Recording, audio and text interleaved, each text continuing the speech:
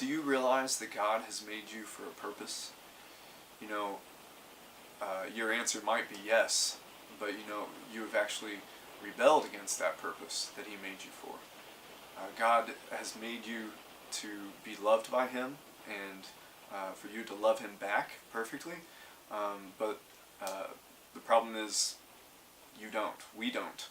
We actually essentially want to be God of our own lives. We do things the way that we think are best instead of His ways, which are truly best. And this is a big problem. It's not just you know, well, everybody's imperfect. You know, we all make mistakes. No, this is a big deal. We have actually committed high treason against the Almighty God. That's what our sin is. Whether it's a little white lie or a mean thoughts about someone or whatever it is, we must be punished. And that penalty, that punishment, is to be separated from God and therefore from everything good forever. And this is a big deal. It goes against our purpose, against what truly fulfills us, which is intimacy with the God of everything. But here's the thing. God actually wants to forgive you.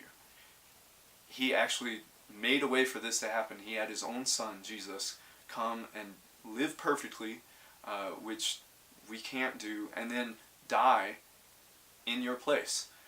So that if you would put your hope in Jesus, being grieved over your sin, realizing that His ways are best, and trusting that only Jesus can actually make you right with God, not your own righteousness or good works. If you put your hope in Jesus in that way, then you can actually know God intimately, have that intimate relationship with Him forever, and starting now. After this life, but starting now. And only that is true life. And the way that we can have that is because Jesus actually defeated death and came back from the dead of 3 days later, defeating death, defeating sin, and so now we can have that intimate relationship with God if we choose to put our trust in Jesus.